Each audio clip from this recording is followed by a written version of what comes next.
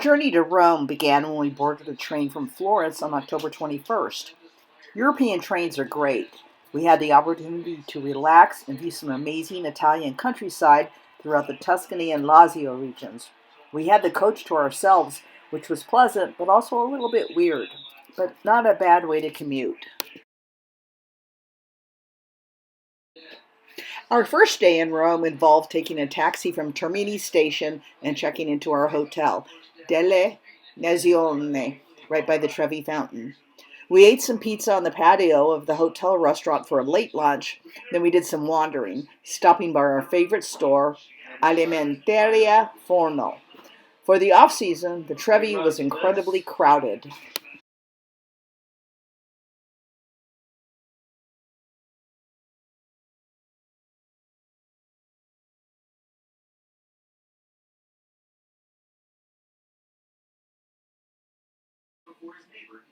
We started day two with a walk through the Pantheon area. We then headed to Campo dei Fiori. I'm so glad we went to this amazing market. I definitely want to go back again there. It's well worth it.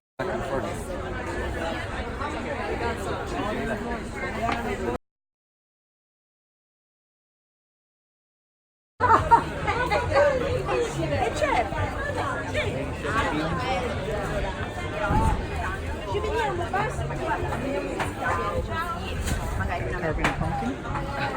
Oh, sorry.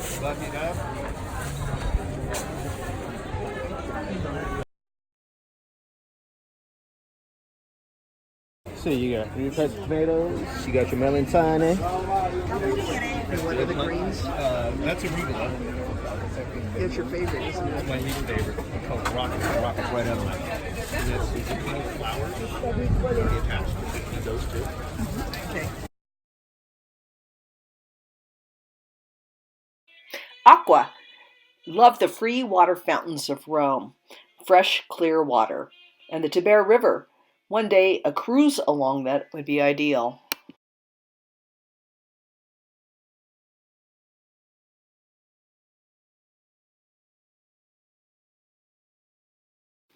We ended up twice at the Jewish ghetto in Rome, on both Tuesday and again on Wednesday.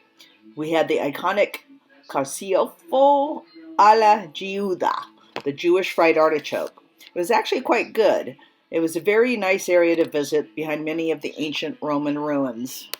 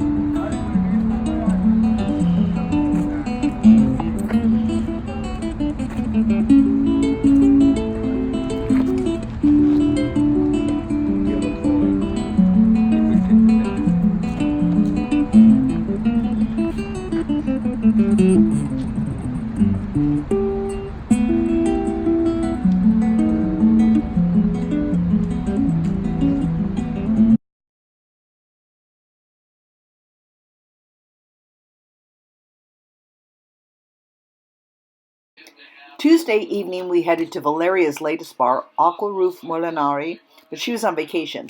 It had some great views of the sun setting on ancient monuments. We headed back on a lovely walk down the Via Corso, Rome's high-end shopping district. It was nice people watching and stumbling into quaint squares.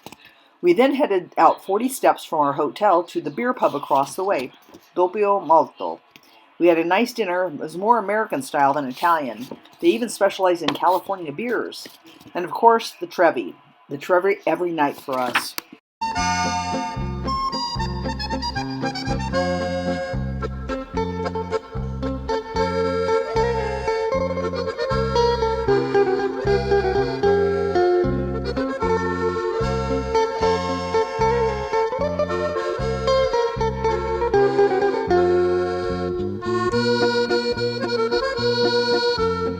We walked to Piazza Navona for a light breakfast, some sightseeing, and people watching. Then more walks along the Tiber River.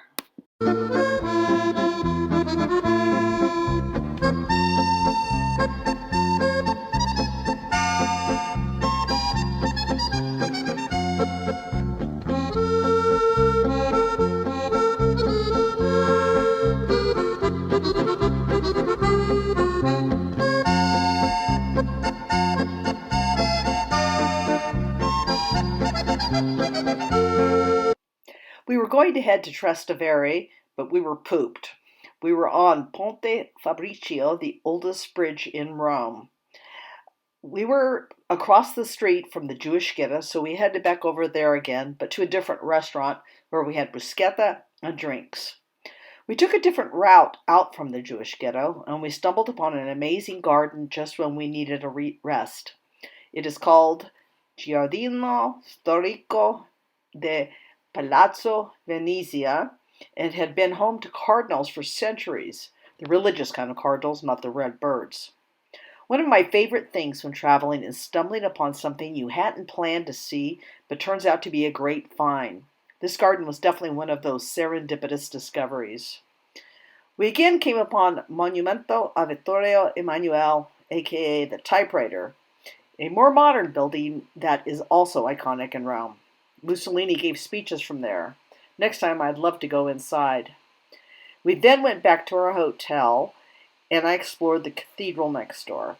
Later that evening, another dinner at Baccano. We loved that place, and it was just around the corner from our hotel. Steve had sea urchins and a matriciana, and I had the carbonara.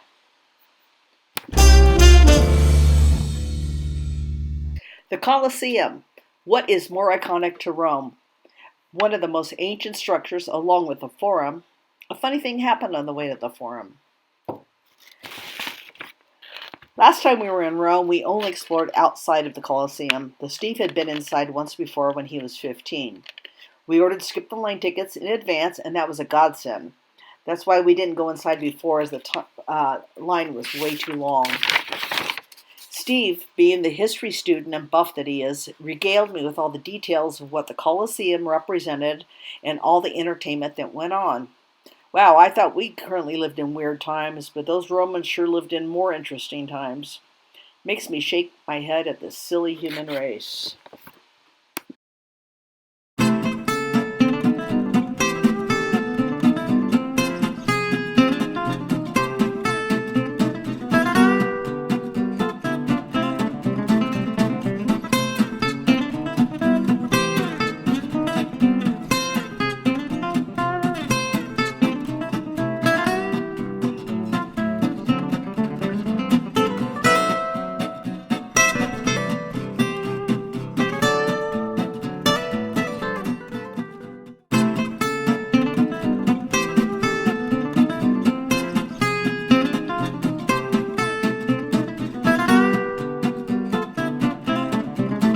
We walked by the Forum to admire even older Roman ruins. You do feel small knowing that people walked along these roads thousands of years ago, just going about their everyday lives. And as last time, we found another one of those Bangladeshi levitation guys. They're always a hoot to look at, and I do have a theory of how they do it. We came upon a busker playing across the street, so we headed over to him. Steve was wearing one of his Samantha Fish t-shirts, so when he pointed it to him, the busker said he knew of her. He then switched his music over to blues, so I do believe him. Of course, we paid him for his playing just for us and letting me take some photos and video. I think they'd be a good sounding. He's standing next to the guy playing blues.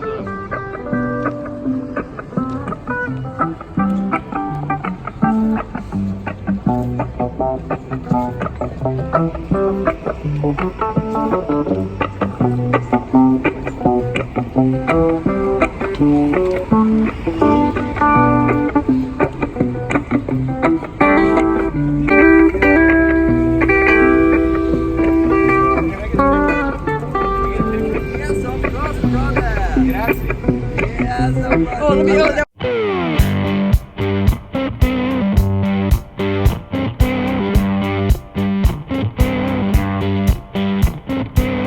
On a train, sit on a stage, not show my rage for you.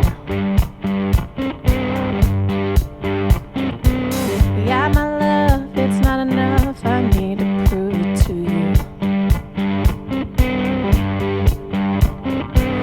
What's the difference? What's the difference? What's the difference?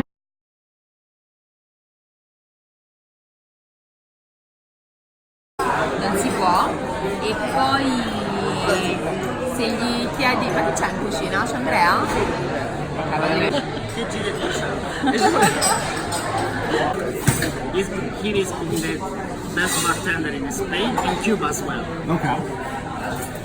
Thursday, we had arranged to meet up with Valeria at Bacano, where we first met her 6 years ago. She came out from her home 20 minutes away in the rain to hang out with us. What a treat that was.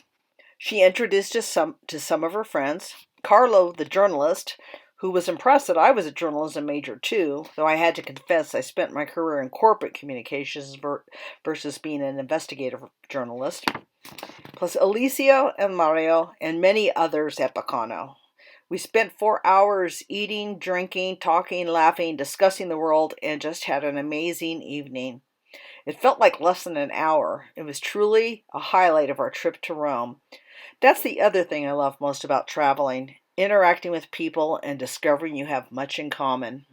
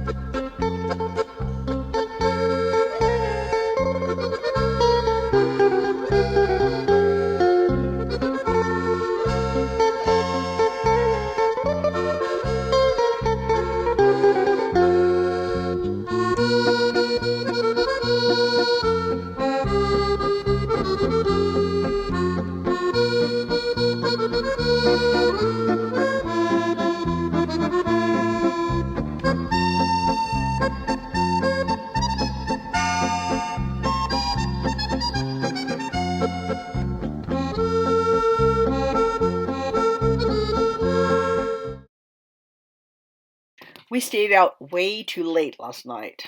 Another failed attempt at trying to get to Trastevere, so we headed to the Spanish Steps instead, since they were so close.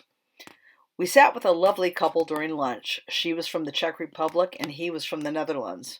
Just another example of connecting with others from across the globe.